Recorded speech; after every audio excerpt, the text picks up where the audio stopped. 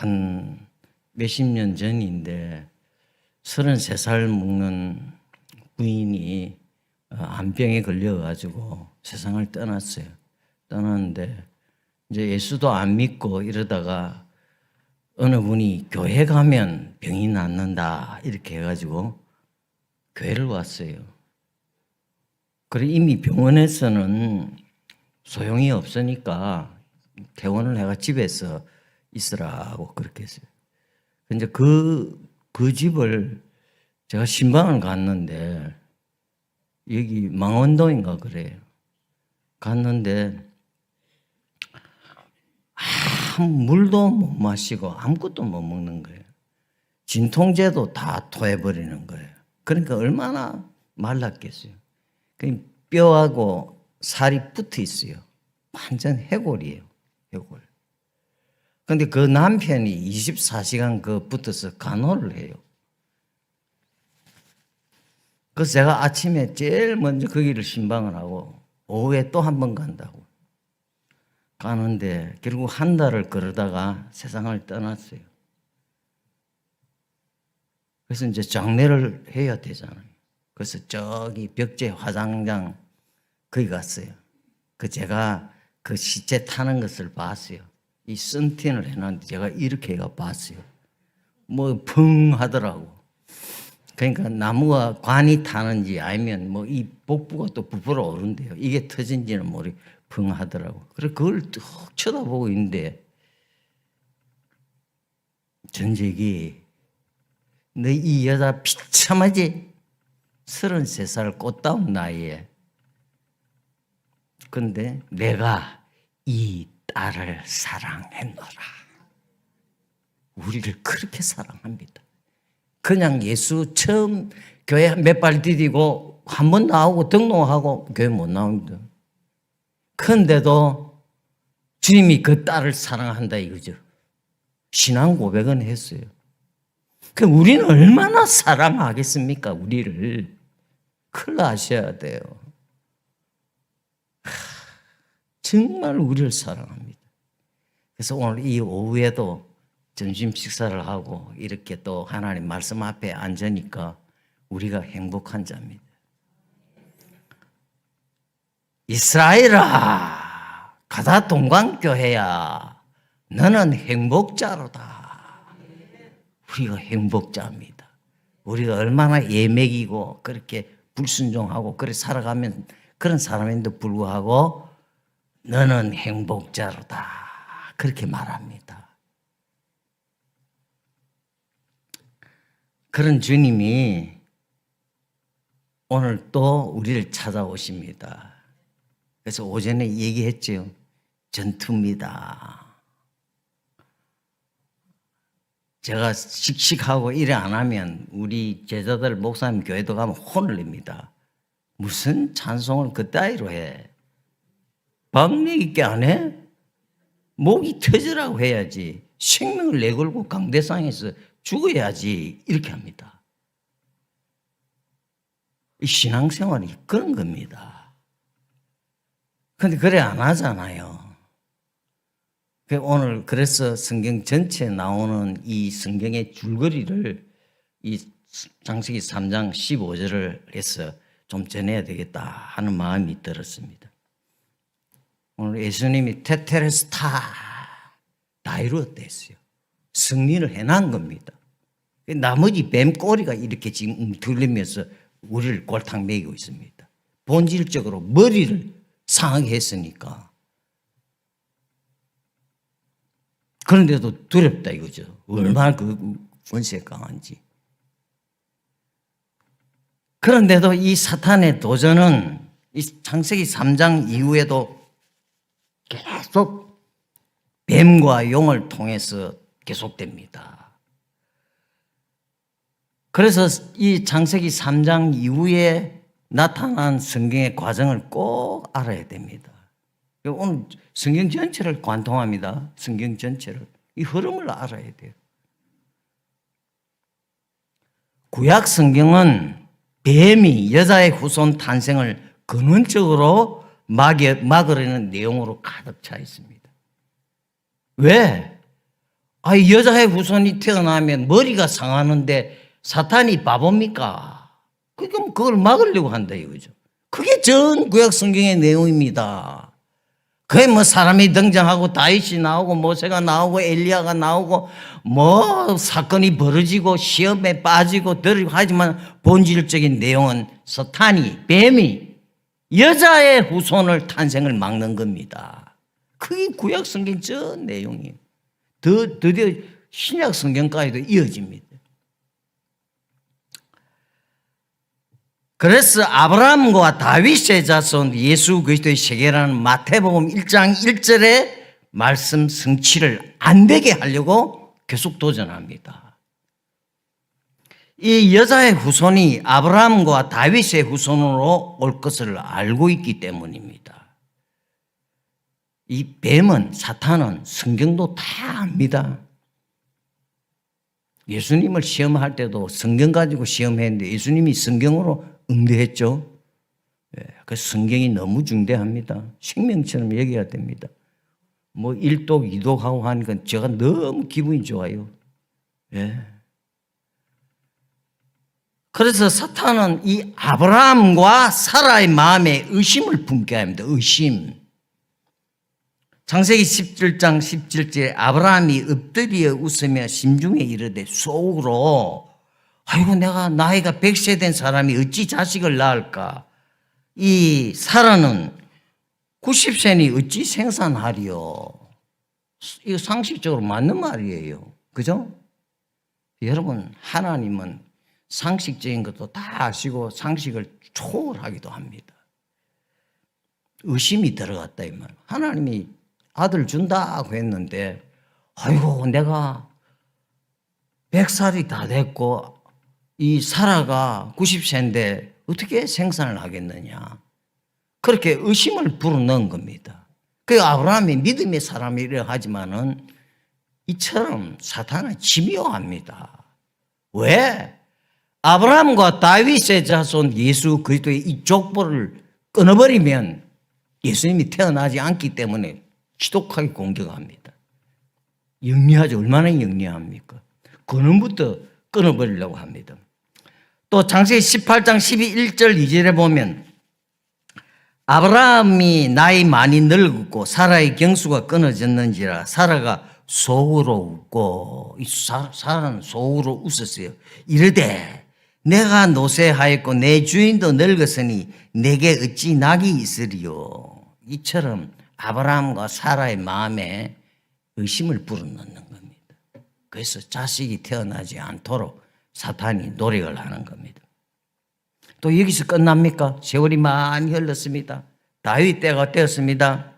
사탄은 이 사울을 통해서 다윗을 죽이려고 합니다. 자기 왕좌 그 왕의 보좌를 이렇게 찬탈하려고 하는 그런 그 겉으로는 그런 것이 보이지만은 속으로는 진짜는 이 사울이 사탄의 도구가 되어서 사탄을 죽이려고 합니다. 왜? 다윗만 죽이면 다윗의 자손 예수 그리스도의 세계가 끊어지니까 여자의 후손이 태어나지 않으니까 이렇게 사울이 다윗을 공격합니다. 그러니까 늘 성경 전체를 봐야 그 성경의 의미가 드러납니다. 사울이 단순히 시기해서 질투해서 그런 거는 겉으로 나타난 거고 속에 진짜 중요한 건 사울이 사탄의 도구가 되어서 다윗을 죽이려고 하는 겁니다. 다윗이 죽을 수 없지요. 죽으면 다윗의 자손 예수 그리스도의 세계라는 이 성경이 그만 엉터리가 되어버리는 거. 절대로 하나님 그렇게 하시지 않죠. 그럼에도 불구하고 계속해서 다윗의 혈통을 끊어버리기 위해서 도전합니다. 지독합니다. 이 세월이 얼마나 흘렀어요. 창세기 3장 15절부터 그 다윗 때 또 다윗 후대까지 계속 이어집니다.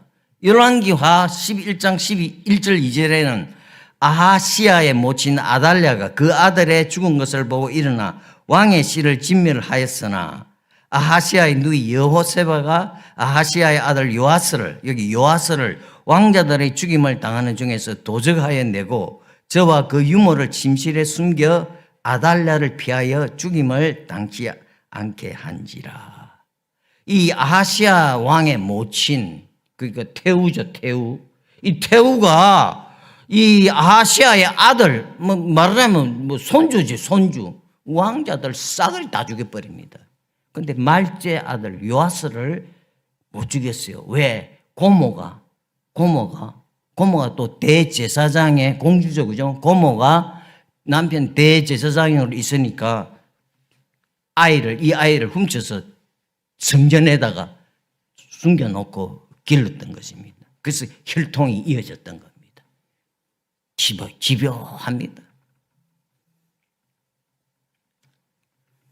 이 다윗의 혈통을 끊어낸 사탄의 계교가 이세벨의 딸인 아달랴를 통해서 집요하게 나타났습니다. 이 아달랴는 누굽니까? 저 북쪽 이세벨 우상숭배자 이 이세벨의 딸입니다. 북쪽의 공주가 남쪽에 여기 시집 와가지고 이 무상숭배 하는 이걸 한 것과 동시에 이 엄청난 일을 사탄의 도구가 되어서 끊으려고 하는 겁니다.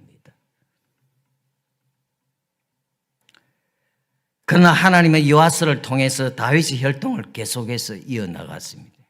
이 정도까지 모았으면 성경은 엄청난 분량이 왔죠, 벌써. 그죠? 이것 때문에 그 성경에 기록이 되어 있는 겁니다. 이것 때문에. 사람이 엎어지고, 배반하고, 배신하고, 그런 것도 있지만 속에는 이런 게 들어있는 겁니다. 이것을 발견을 해야 됩니다. 심지어 신약에 와서도 사탄의 도전은 계속되었습니다. 바로 헤롯 왕을 동원해서 도전을 했습니다. 그 아이들 다 2살 미만의 아이들 다 죽이잖아요. 아무 죄 없는 2살 미만의 아이들을 다 죽인대요. 그 중에 예수가 있을 줄 알고 절대로 사탄은 포기하지 않습니다. 특히 말세에는 사탄의 역사가 단순히 뱀을 통해서 미혹하는 것으로 끝나지 않고 이제 뭡니까? 용을 통해서 계속 도전하고 있습니다. 용. 여러분 중국은 용이 그냥 판을 치죠. 전부 다 용 그림 해놓고 사탄이다 그걸 알려주고 있는 겁니다. 용상, 용안, 왕 권세자의 이 얼굴 용안이라고 하고 의자 용상 다 용자로 용포 옷을 용포 사탄이라 그걸 우리에게 알려주고 있습니다. 우리나라도 옛날에 왕들 다 그랬잖아요. 이 사탄이 이렇게 은근히 드러내고 있다 이거죠. 그 세상 사람 모르죠. 이주민 사람도 이 몰라.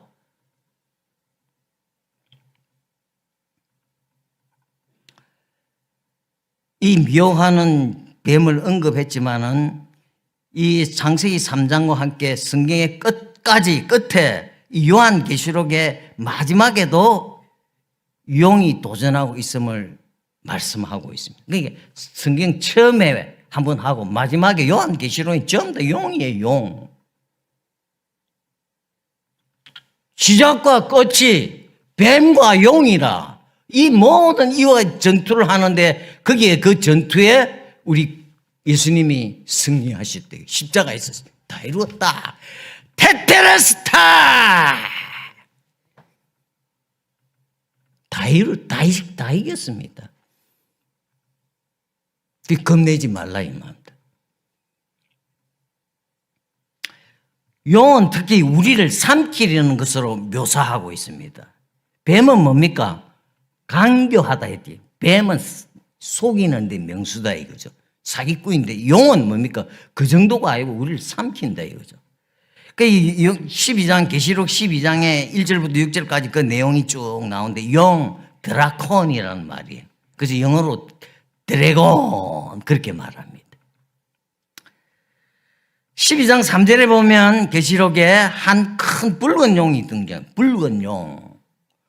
그냥 용이라 하면 되겠는데 붉은 용이라고 표현했습니다. 이 붉다는 이 단어는 대체적으로 이 붉은 색깔은 살인이나 학살이나 살기 등등한 이런 호전성을 자극하는 색깔입니다. 호전성, 살인. 이 국기들 한번 보세요. 이 공산주의 국가들. 여러분, 공산주의 국가는 제일 먼저 예수쟁이부터 죽입니다. 예. 정신 차려야 돼요. 국기가 대부분 빨개요. 중국 뭐 새빨갛고 베트남도 그 새빨간 것이 있고 좌우지간 은근히 사탄의 도구라고 드러내고 있다 이 말입니다. 구약 성경에는 용에 대한 암시가 대개 하나님의 백성에 대적하는 것과 관련되어서 나옵니다. 구약에도 용이 나와가지고 하는데 예를 들면 시편 74편 13절에 보면 주께서 주의 능력으로 바다를 나누시고 물 가운데 용들의 머리를 깨뜨리셨으며 주님이 용들의 머리를 깨뜨리셨다. 이미 우리 시편 성도는 이것을 보한 겁니다. 주님이 용들의 머리를 깨뜨렸다 이거죠. 이사야 27장 1절에는 그날에 여호와께서 그 견고하고 크고 강한 칼로 날랜 뱀 리오야단 곧 꼬불꼬불한 뱀 리오야단을 벌하시며 바다에 있는 용을 죽이시리라. 용을 죽이시리라. 이사야 51장 9절에는 라합을 점이시고 용을 찌르신 이가 주가 아니십니까? 이런 구약에도 이런 표현이 나옵니다. 계시록 12장 4절에는 이 용이 어느 여인이 아이를 낳았는데 아이를 삼키려고 합니다. 이 아이가 뭡니까? 예수 그리스도를 말합니다. 예수 그리스도 탄생을 막기 위해서 용이 아이를 죽이려고 합니다. 그 여인이 아이를 안고 도망가니까 용의 입에서 물이 나와가지고 막 그냥 물로 삼키려고 하는데 땅이 그 물을 다 받아서 삼키지 못하게 합니다. 계속해서 도전합니다.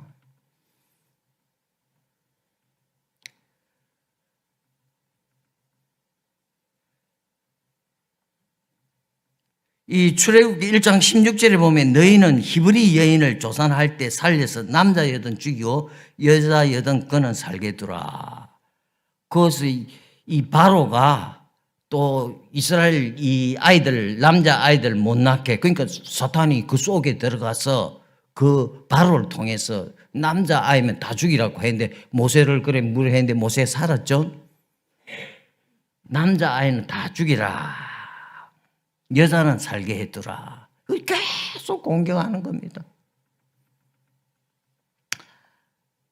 에레미야 51장 34절에 보니까 바벨론 왕 느부갓네살이 나를 먹으며 나를 멸하며 나로 빈그릇이 되게 하며 용같이 나를 삼키며 이 느부갓네살을 표현하면서 용같이 나를 삼키며 이 용은 삼킨다 이 말입니다. 뱀은 사기를 치는데 교활하게 기만하고 거짓말을 하는데 용은 삼킨다 죽여버린다 이 말입니다. 이처럼 붉은 용으로 상징되는 사탄은 아이로 상징되는 예수 그리스도를 삼키려고 하고 있습니다. 사탄의 이와 같은 시도는 실제로 어린 아이였던 예수 그리스도를 살해하는 이 헤롯의 시도로부터 시작해서 예수님의 공생애 동안 계속하다가 십자가 처형으로 절정에 달합니다. 그러므로 우리는 우리의 원수를 알아야 돼. 원수. 사람끼리 원수 그런 것 말고 여러분 구약에는 사람을 죽이라 나라 백성을 하나 이런 엄한 하나님의 명령인데 신약에는 그런 게 없어요. 신약에는 개인 간의 원수까지라도 사랑하라. 그 말입니다. 구약에는 하나님의 공의를 위해서 저 아말렉 족속을 치라. 하나님이 짓밟아 완전 죽이라 그렇게 멸하잖아요. 그 신약에는 개인 간의 말씀을 해서 예수님이 그렇게 해서 원수까지라도 사랑하라. 그렇게 말했습니다. 진짜 우리의 원수가 누굽니까? 용입니다. 그래서 용의 정체를 파괴해야지. 전쟁을 하는데 상대방을 모르고 전쟁하면 이길 수 없잖아요. 그 오늘 뭐 상대방에 대해서 들어봤습니까? 맨날 할렐루야 나하고 막. 따갑게 들으세요. 아주 심각합니다. 지금 말세 다 됐습니다. 여러분, 우리가 주님 앞에 가면 남는 거 뭐 있습니까? 예수 믿은 거 그밖에 남는 거, 나머지는 전부 다 아무것도 아닙니다. 다 쓰레기와 같은 겁니다. 그렇게 예수 믿는 게 중요합니다. 이 용과 관련된 원수가 5가지입니다. 5가지. 그 첫째는 용입니다. 용 글자 그대로. 그래서 12장 9절에 보니까 큰 용이 내어 쫓기며 옛 뱀, 곧 마귀라고도 하고 사탄이라고도 하는 온 천하를 꿰는 자가 땅으로 내어 쫓기니 그의 사자들도 저와 함께 내어 쫓기니라. 이 큰 용이, 이 사탄이, 옛 뱀, 마귀 딱 같은 말이에요. 이게 공중에서 미카엘하고 전쟁이 붙었어. 천사장하고. 그래서 쫓겨가지고 공중에 진을 치고 있대요. 지금. 이 공중에 공중 권세 잡은 자라 이런데 뭡니까? 이 세상을 지배하는 권세를 가지고 있다 이 말입니다. 그래서 오전에도 이야기했지만 이 사탄이 어떤 사람에게는 돈을, 어떤 사람에게는 권력을, 어떤 사람에게는 재능을, 그래서 수많은 사람들을 망하게 하고 지옥을 끌고 간다 이거죠. 그래 돈 많고 잘생겼고 그래 뭐 인기가 있고 뭐 권세를 가지고 대통령이 되고 뭐 국회의원 이 금배지를 달고 뭐 어떤 거 그래 다 좋습니다. 예수 안 믿으면 말짱한 일입니다. 용입니다. 용. 첫째는. 두 번째 뭡니까? 바다에서 올라온 짐승이 있습니다. 바다에서. 이게 요한계시록 13장 1절 이하에 10절까지 나오는데 이렇게 성경에 기록을 했어요. 요한계시록 13장 1절에 뿔이 여리고 머리가 7이라. 면류관이 있고 용이 이 짐승에게 큰 권세를 주었더라. 이 뿔이 10개, 뿔은 뭡니까? 권세를 말하는 뿔. 10개니까 어마어마한 권세를 가지고 있다 이거죠. 머리가 7이고 면류관이 있더라. 그죠? 면류관, 왕의 권세죠.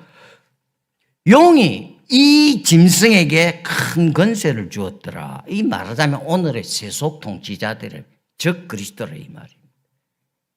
그래서 오늘 안 믿는 통치자들이 나와서 이렇게 그 권세를 가지고 핍박을 한다 이 말. 용으로부터 권세를 받았어. 앞으로도 지금도 부분적으로 있죠. 역사상에 여러 가지 그 독재자들 이래가 수많은 사람을 죽이고 그러죠.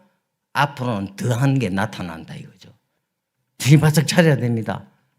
아이고 전재희 목사 그때 설교할 때 바로 이것이구나. 아이고 이제 왔구나 이렇게 생각이 됩니다. 세속 통치자를 통해서 교회를 핍박합니다. 몇 년 전에도 우리인데도 한번 그런 경우 왔습니다. 교회마다 전부 다 세금 뭐죠 그 헌금 헌금 통계 내라 뭐 이런 거 한번 그런 적이 있었어요. 그 교회들이 얼마나 반발했습니까? 개척 교회들 하도 못하도록 상가 교회는 없애야 된다 이거죠. 약간 맛을 비우다가 물러갔어요. 다음 또 옵니다. 그 정도입니까? 앞으로는 길에서 복음 전하면 못합니다. 앞으로 한번 두어 보세요.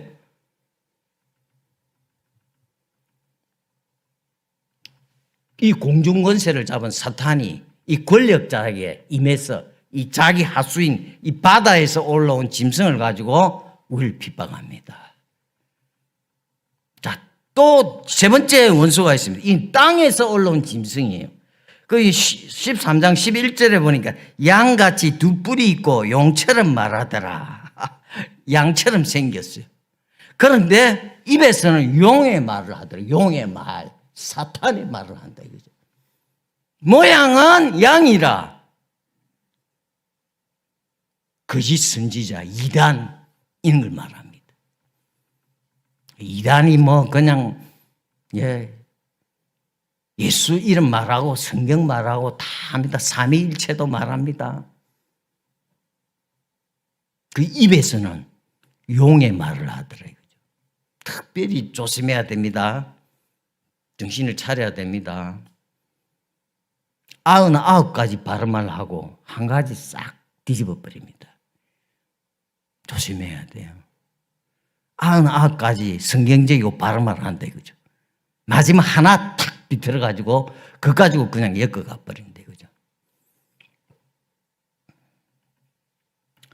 이 양의 탈을 쓰고 용의 말을 하는 이단 사이비들이 많이 일어난다는 말입니다. 그래서 어떻게 해야 됩니까? 계시, 이 성경 계시에 우리가 집착을 해야 됩니다. 성경에 뭐라고 말해놨느냐? 특별히 이 거짓 선지자들은 뭡니까? 용의 권세를 받아서 하늘에서 불이 떨어지게 합니다. 하늘에 불이. 그러니까 와 할렐루야 성령이 역사하는구나 막 달려간다 이거죠. 그리고 우상에게 말을 하도록 합니다. 우상에게. 그러니까 얼마나 사람들이 놀라겠어요. 여기에 막 우르르 쫓아간다 이거죠. 성경을 가지고 이게 진짜인지 가짜인지 해야 된대요. 그래서 내가 천국 갔다 왔는데 네가 가거든 교회에서 이리 천국이 있다 지옥이 있다 말해라 하더라 이러면서 온갖 댕기면서 천국 지옥을 방송을 하고 나팔을 불고 다녀요. 성경 가지고 봐야 돼. 성경. 이 사람이 이래 말한 게 성경에 있는가 없는가. 그래서 성경을 준 거예요. 성경을. 얼마나 감사해요. 성경 떠나면 죽는 줄 알아야 됩니다.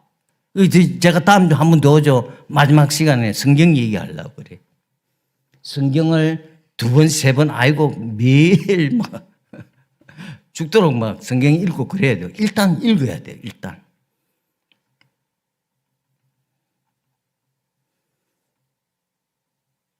그 다음 음녀. 이름도 아주 막 불쾌해. 성경에 음녀라고 그랬어요. 17장 계시록 17장에 보면 음행의 포도주에 취했다. 이 음녀가 나타나서 포도주를 가지고 많은 정치가 경제가 무슨 군사를 가진 이런 사람들에게 포도주를 먹여가지고 전부 다 막 취하게 만든대. 음행하면서 막 취한다 이거죠. 이게 뭡니까 이게? 음행을 가지고 취한다. 이 바벨론을 두고 하는 말이에요. 바벨론에 상징되는 이 음녀는 하나님을 대적하던 모든 세속의 이 문화를 지금 말하는 거예요. 세속의 문화. 이 오늘 여기 벌어지는 이런 문화들, 노래하고 뭐 이런 거 전부 다 이걸 송칭하는데 여기에 막 전부 다 술 먹으면 어떻게 됩니까?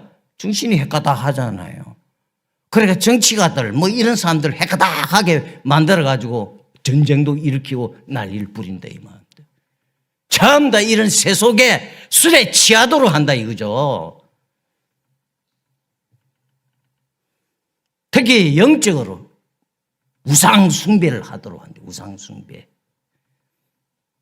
자, 마지막으로 또 원수가 뭡니까? 불신자입니다. 예수 안 믿는 사람. 불신자가 원수입니다. 오전에도 얘기했죠. 이 육체가 살아있는 동안에, 생명이 있는 동안에 하나님이 기회를 준 겁니다. 예수 믿는 기회를. 그럼 그때까지 예수 안 믿으면 불신자죠. 지옥 가는 거죠. 이 불신자는 뱀의 후손입니다. 우리는 여자의 후손인데 이 불신자는 뱀의 후손입니다. 그게 원수죠.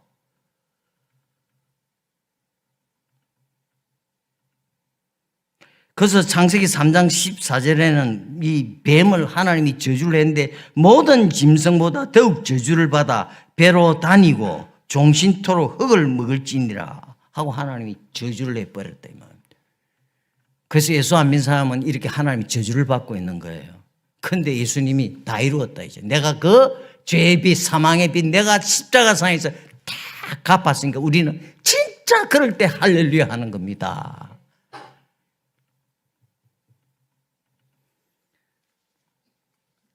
그리스도 밖에 있는 모든 자는 하나님과 원수된 자입니다. 로마서 5장 10절에 우리도 과거에 그랬다 그랬습니다. 경건하지 아니하고 연약했을 때, 하나님과 원수되었던 때, 죄인이었을 때 우리를 하나님이 아들을 보내서 우리를 살려내 해방시켰다. 그때 하나님 원수라고 했습니다. 그러면서도 이 불신자는 사랑의 대상자로 전도의 대상자이기도 합니다. 그죠? 원수이지만 우리 전도의 대상자다 이거죠. 이러한 대적들의 도전에도 여자의 후손인 유다 지파의 사자가 승리했다. 이미 테텔레스타 주님이 승리했는데 또 요한계시록 5장 5절에 보면 유다 지파의 사자, 이 사자는 라이온, 사자 짐승이 있잖아요. 그 유다 지파의 사자 다윗의 뿌리가 이기었으니, 그 요한계시록은 그 주제가 뭡니까? 이기는 겁니다. 이게 우리가 승리하는 것을 계속 말하고 있는 것입니다. 이 유다 지파의 사자 다윗의 뿌리가 있다는 이 말씀은 이미 예언된 말씀이에요. 창세기에 야곱이 죽기 직전에 아들들 축복을 했죠. 아버지가 아들을 위해서 축복하는 이 권한 굉장한 겁니다. 가정에 남자 되신 성도님 여러분 굉장합니다. 축복은 하나님 주셨습니다. 그래서 늘 기도하세요. 나올 때 아버지 하나님 우리 누구 믿음 생활 잘하고 부모를 공경하고 효성이 득심하며 어디를 가든지 하나님을 기쁘시게 아들 딸 되도록 이 아버지의 권세로, 하나님 준 권세로 늘 기도를 하시라 이 말입니다. 이 야곱이 죽기 직전에 12지파의 그 축복 기도를 했는데 거기 49장 9절에 보면 유다 지파를 통해서 다윗이 오고 이 혈통이 왕의 혈통이 되죠. 유다는 사자 새끼로다. 이 사자라 그랬어요. 용맹하다 이거죠. 내 아들아 너는 움킨 것을 찢고 올라갔도다. 그의 엎드리고 웅크림이 수사자 같고 암사자 같으니 누가 그를 범할 수 있으랴. 야곱이 벌써 예언을 해놨다. 그런데 요한계시록 5장 5절에 유다 지파의 사자의 뿌리가 이겼으니 승리했다고 말합니다. 성경은 늘 미리 승리했다고 앞부분에 말합니다. 하나님이 우리에게 은혜를 베풀 때, 어떤 부름을 받거나 이렇게 할 때 미리 말합니다. 요한계시록 4장에는 사도 요한이 앞으로 되어질 이 어마어마한 인과 나팔과 대접 재앙의 이런 엄청난 회오리 바람 속에서도 승리할 것을 알려주기 위해서 사도 요한을 어떻게 합니까? 쓱 하늘로 데리고 와서 보좌를 보여줍니다. 하나님의 보좌를. 날마다 저와 여러분은 이 시간에 예배 시간에 하나님의 보좌를 보고 돌아가야 됩니다. 그 하나님의 보좌를 보니까 그 엄청난 영광의 보좌를 봤으니까 이 땅에 일어나는 수많은 무서운 일 도전하는 거 하나도 겁 안 난다 이 말입니다. 세상을 이기는 비결은 하나님의 보좌를 보는 겁니다. 그 보좌는 그냥 아무 소득도 없이 밥만 먹고 간다 이거지.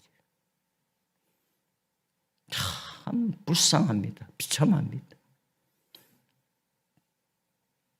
여기는 이 장소는 하나님의 보좌를 공개하는 장소입니다. 공적으로.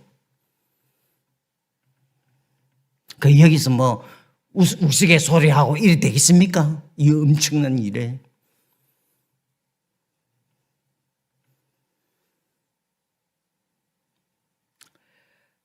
여기 사자는 이스라엘 중에서도 유다 지파 그리고 그 중에서도 다윗으로 후손으로 오실 예수 그리스도를 가리킵니다. 그러니까 참 성경이 예수입니다. 뭐 아무리 설교해봐도 마지막은 예수입니다.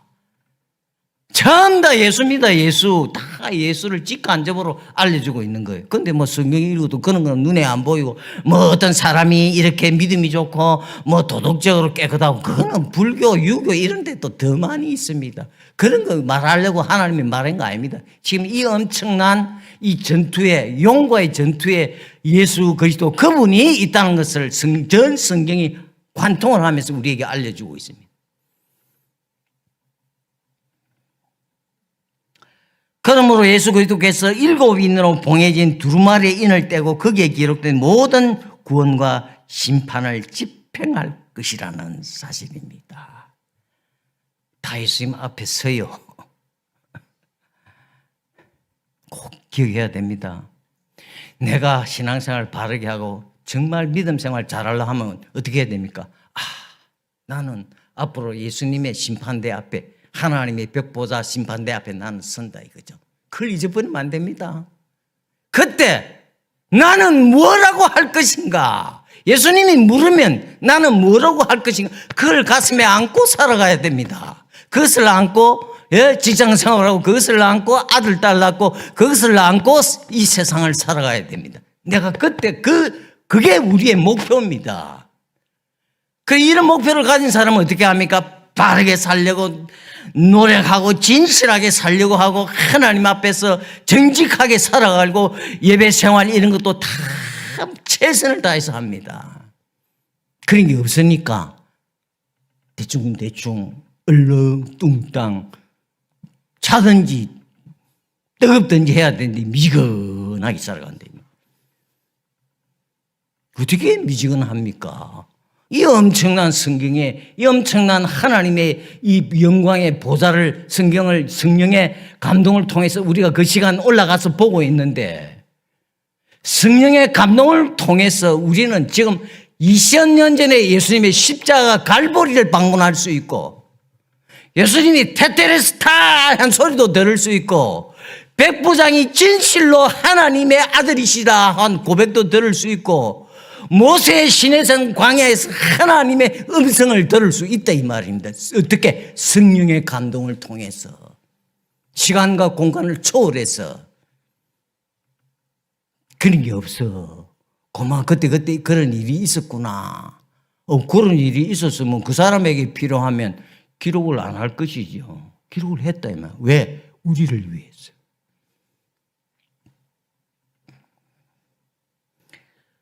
오직 유다 지파의 사자만이 인류의 유일한 소망임을 우리에게 선포하고 있습니다.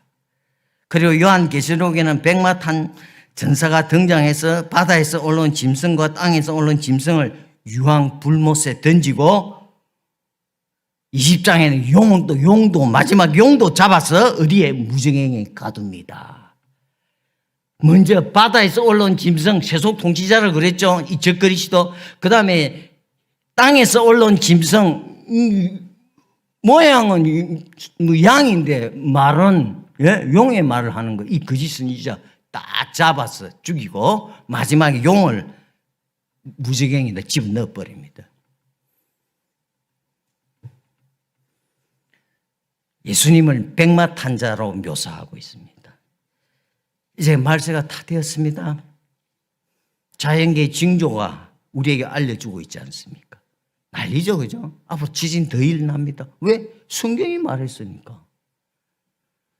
불법이 성행합니다. 사랑이 식었습니다. 믿음을 볼 수 있느냐? 믿음이 없는 시대가 됩니다. 그건 내 말이 아니고 예수님 말입니다. 자, 오늘 이 말세 시대를 바울이 잘 묘사를 했어요. 디모데후서 3장 1절에서 5절까지의, 지금 이 화면 뜹니까? 자, 이거 한번 쭉 우리 읽어보도록 하겠습니다. 너는 이것을 알라. 말세 고통하는 때가 이르리니. 계속해서 읽으세요. 예.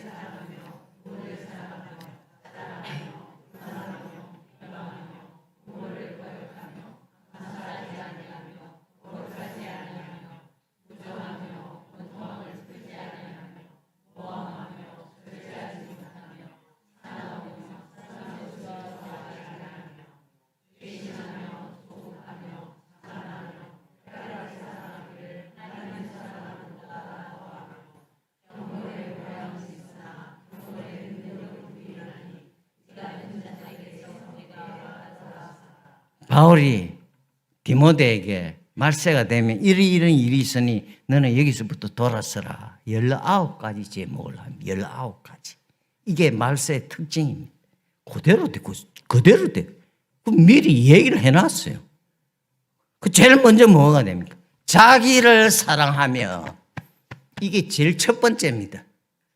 자기입니다. 자기. 하나님이 아니고 이것도 아니고 내가 이거다 이거죠. 그 나를 기쁘게 하고 즐겁게 하려면 뭐가 따라옵니까?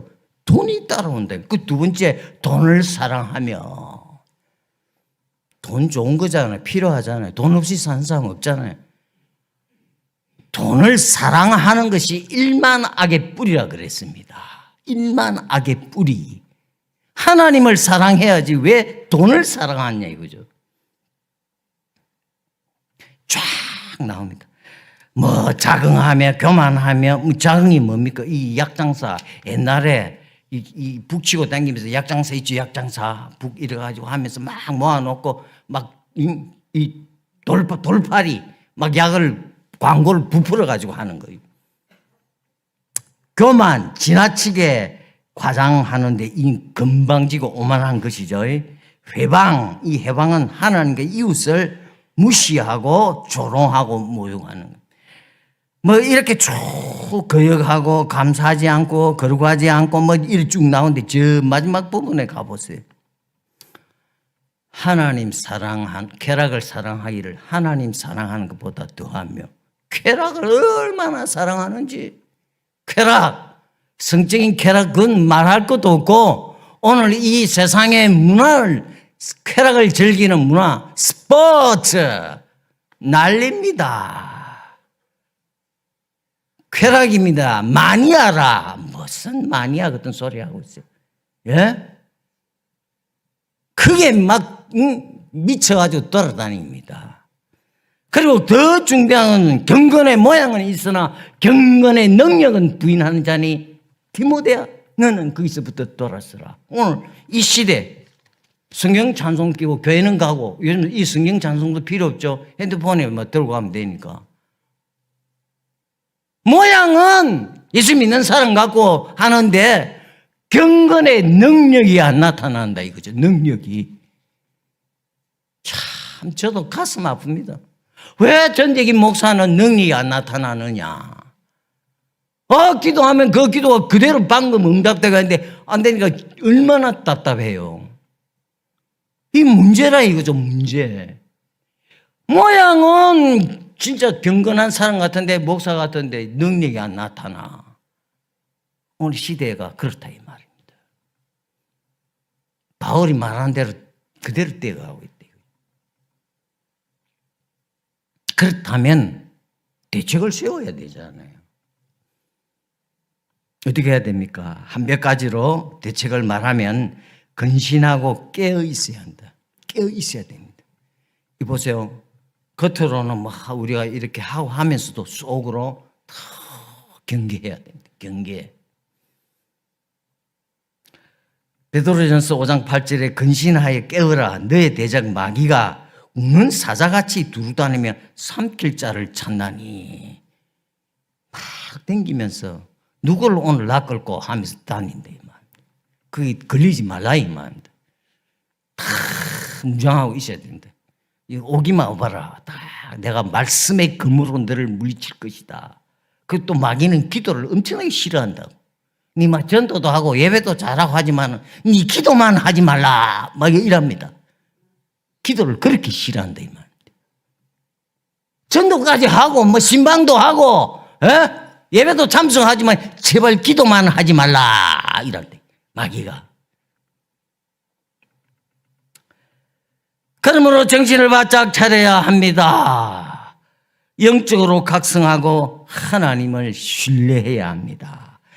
고린도전서 16장 13절에 깨어 믿음에 굳게 서서 남자답게 강건하여라. 믿음에 굳게 서서 남자답게 강건하여라. 그 다음 두 번째는 어떻게 해야 마귀를 대적해야 됩니다. 대적. 근데 이렇게 마귀가 공격을 하면요. 막 가슴이 벌렁벌렁하고 막 그냥 불안하고 초조하고 그렇게 된다 이 말. 대부분이 그래요. 근데 또 베드로전서 5장 9절에는 너희는 믿음을 굳게 하여 저를 대적하라. 대적하라. 사탄아 물러가라고 외쳐야 합니다. 여보세요? 땅을 걸어갑니다. 그만 땅이 꺼질 것 같아. 싱크홀이 사서 그 빠질 것 같아.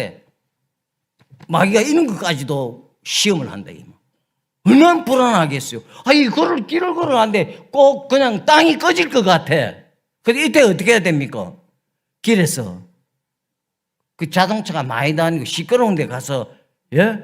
사탄아! 물러가라. 이래야 됩니다. 안 그러고 다른 데서 하면 저 사람 정신이 이상한 사람이라 하니까.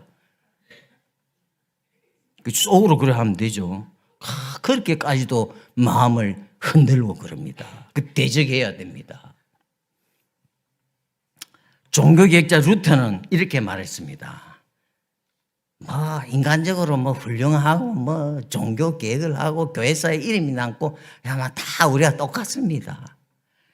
이 루터에게 이 마귀는 이렇게 표현을 해놨어요. 마귀는 자주 내 마음에 이런 생각을 불어넣었다. 무슨 생각이냐 하면 너는 너의 진리를 가지고 교황과 수도사들과 수녀들에게 낙심과 충격을 안겨주었는데 만일 그 진리가 교리가 거짓과 오류라면 네 어떻게 생각할 것인가? 네가 그렇게 막 설교하고 했는데 그것이 오류라고 그렇게 되면 네 어떻게 할 거냐? 이렇게 마귀가 시험을 하는 겁니다. 그러니까 뜨끔하죠. 그럼 루터가 뭐라고 해놨냐면 이 생각에 잠시 그만 진땀이 난다 이거죠. 무섭습니다. 그런 대가라도 잠시만 그냥 진땀이 날 정도로 섬뜩했다 이 말입니다. 하지만 마침내 마귀가 그 생각에 붙어 떠나지 않는다는 것을 내가 안 다음에는 이 마귀가 일하는구나 안 다음에는 그에게 이렇게 대답한다. 사탄아 물러가라. 그 말은 나한테 할 게 아니라 나의 하나님께 찾아가서 직접 말하거라.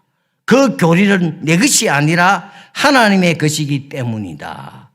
하나님께서는 내게 그 교리가 가르치는 그리스도를 청종하라고 말씀하셨다. 시험이 온다 이 말. 그 중요한 교리를 이렇게 가르치고 하니까 마귀가 와서 그 네가 잘못된 것이라고 오류로 판명되면 네 어떡할 거냐 하고 시험했는데 아이고 그렇지 처음에는 약간 정신이 얼떨떨했는데 이 마귀가 일하는구나 하고 마귀야 물러가라. 너 그러면 하나님께 가서 따지라. 자, 우리 한국에도 박윤선 박사님이란 분이 있어요. 아주 훌륭하신 분이에요. 우리 최초로 신구약 성경 66권을 주석한 분이에요. 최초로. 이분이 이 주석을 하고 일하는데 어느 날 성경이 하나님의 말씀이 아니야. 성경이 하나님의 말씀이 아니야. 마귀가 이렇게 시험했어요. 간단한 거죠. 어마어마하게. 하나님 말씀이 아니야. 마귀가 이렇게 합니다. 정신 바짝 차려야 돼요. 제가 오늘 실감 있게 얘기했습니다. 네, 길 가다가도 막 불안하고 막 땅이 꺼질 것 같고 별의별 거 다 있습니다. 아이고 병 걸려가 죽는다 이런 마음도 주고 별짓을 다 합니다. 사탄아 물러가야 됩니다. 고함을 크게 질러야 돼요. 자, 세 번째는 어떻게 해야 됩니까? 하나님의 전신갑주로 무장해야 됩니다. 하나님이 다 이런 걸 대항할 수 있도록 무기를 주었어요. 그래서 사용 안 해. 에베소서 6장에 다 나와 있죠. 믿음의 방패와 구원의 투와 평안의 복음의 신발과 의의 흉배와 진리의 허리띠와 성령의 검으로 무장하고 성령 안에서 무시로 기도해라. 무시로 기도해야 됩니다. 버스 타고 가다가도 기도하고 밥 먹다가도 기도하고 화장실에 앉아서도 기도하고 늘 기도할 수 있어요. 기가 막힌 특권을 우리 하나님 주셨습니다. 그리고 성령의 검, 하나님의 말씀. 성령의 검이니까 불칼이잖아요. 마귀가 이 불칼에 그냥 이거 들고 하면 놀래 쥐가 불에 타 죽을 것 같으니까 도망가 버린다. 다 말씀과 기도를 무장. 다 하나님 무기를 줘놨다 이거죠. 안 써. 자, 네 번째 대책은 뭡니까? 그리스도와 그의 백성의 승리를 믿어야 한다. 예수님이 승리하고 우리도 승리해야 돼요. 왜? 예수님 우리 신랑이에요. 우리는 예수님에게 연합됐어요. 연합. 결혼을 했어요. 부부간에 결혼해가 한 몸이 되듯이 우리는 예수님과 한 몸이에요. 그러니까 예수님의 승리와 우리의 승리를 믿어야 한다 이 말입니다. 그래서 요한계시록 17장 14절 줄 꺼놔야 됩니다. 17장 14절에 저희가 어린 양으로 더불어 싸우려니와 어린 양은 만주의 주시오 만왕의 왕이심으로 저희를 이기실 터요. 또 그와 함께 있는 자들, 이게 그와 함께 있는 자들, 우리를 말하죠. 곧 부르심을 잊고 빼내심을 얻고 진실한 자들은 이기리로다. 요한계시록이 주제입니다. 요한계시록의 주제는 예수님이 이기고 그 붙어 있는 우리가 이긴다. 이게 요한계시록의 주제입니다. 겁낼 필요 하나도 없어요. 다 이루었다. 승리를 했습니다. 또 요한계시록이 또 이렇게 말하고 있습니다. 자, 마지막으로 다섯 번째는 뱀을 죽이는 유다 지파의 사자인 예수 그리스도께서 용에게 하신 일에 대해서 기뻐해야 됩니다. 용에게 하신 일에 대해서.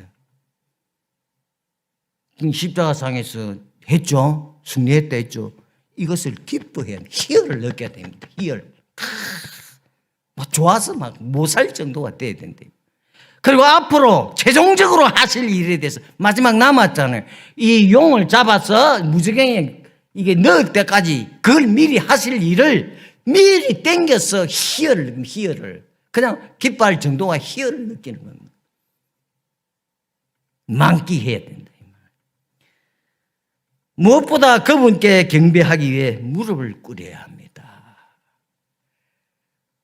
비록 바벨론 도성의 이 제약 가운데 저와 여러분이 살아가지만 십자가를 지시고 부활하신 유다 지파의 사자 그리스도를 바라보며 나아가야 합니다.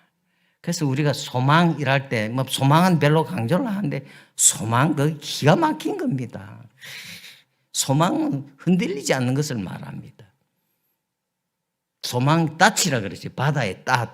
그 배가 떠내려 안 가도록 앵커를 넣죠. 이 소망이 이런 거라 이 말입니다.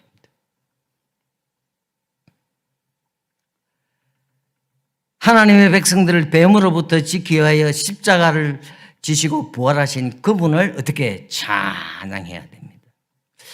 이 찬양이 나왔는데요. 여러분 집에서 찬송 얼마나 불러요? 예? 뭐 일하거나 집에서 일할 때는 부르면 너무 좋고 뭐 직장에서 일할 때는 좀 힘들겠죠. 사업하고 이럴 때는 늘 부르세요. 예를 들어서 한 곡을 부른다. 한 10번, 20번 계속 한번 불러보세요. 그래서 뭐 찬송 부르고 일할 때 막 한 번 부르고 끝나니까 저는 너무 불만이에요. 뭐 예배 시간이 있으니까 뭐 딱 그냥 그거 맞춰가지고 하는데 안 그래요. 부르고 또 부르고 언제까지 눈물이 날 때까지 불러. 가사를 생각하고 불러야 돼요. 큰성으로 불러. 그래서 제가 이 예배 인도한 사람들 빵백 없이 부르고 그냥 뭐 이러면 막 제가 속이 막 우라통이 터져서 막 생명과 사망이 오고 가는 이 중대한 시간에 그래 미지근하게 해가지고 됐습니까? 우리 성도는 그러면 안 됩니다. 한번 불러보세요. 무슨 일이 벌어지는 거.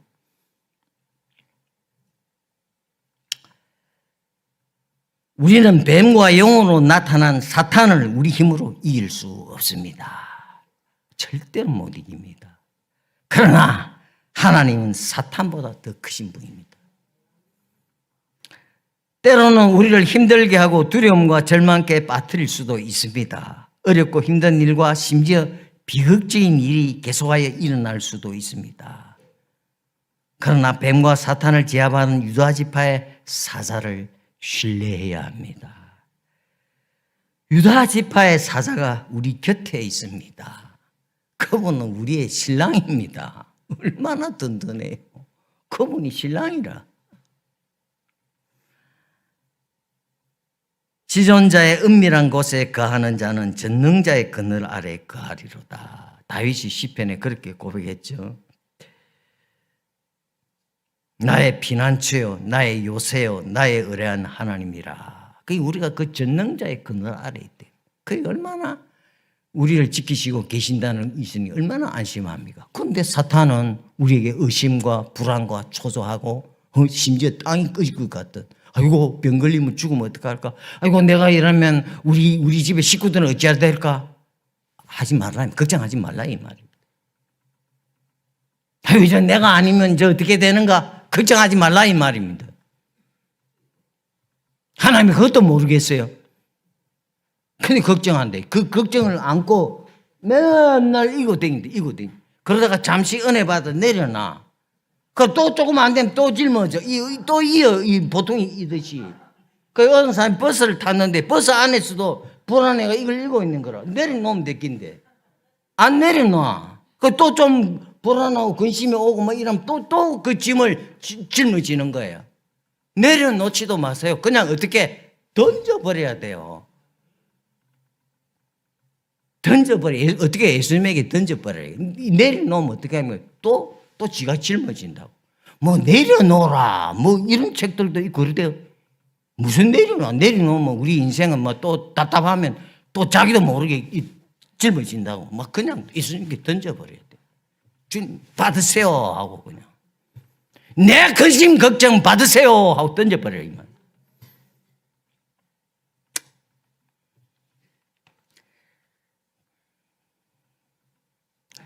이 요한계시록에 오늘 얘기를 좀 많이 했는데 이 주된 목적 중 하나는 미래 사건을 보여주고 현재 땅에서 겪고 있는 어려움에 대한 하나님의 관점으로서 우리를 위로하고 격려하는 겁니다.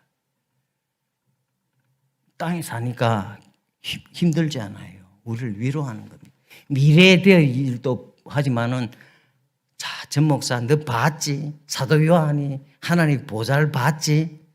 걱정 안 해도 돼. 막 재앙이 떨어집니다. 사람이 3분의 1이 죽습니다. 뭐 온 강이고 바다가 막 핏물입니다. 사람 3분의 1이 죽어요. 3분의 1이면 뭐 요즘 75억이니까 뭐 하면 한 25억이 죽는다 이 말입니다. 그 놀라 자빠질 거 아닙니까? 뭐 한 100명만 죽어도 뭐 언론이 뭐 그냥 호들갑을 떨어 난리인데 앞으로 25억이 죽어 한참에.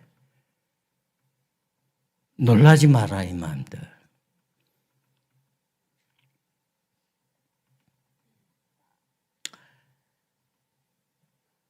요한계시록의 메시지는 분명합니다. 어린 양은 용을 죽이고 자기 신부를 구해냄으로써 하나님의 영광을 위해 자기 나라를 완성할 것입니다.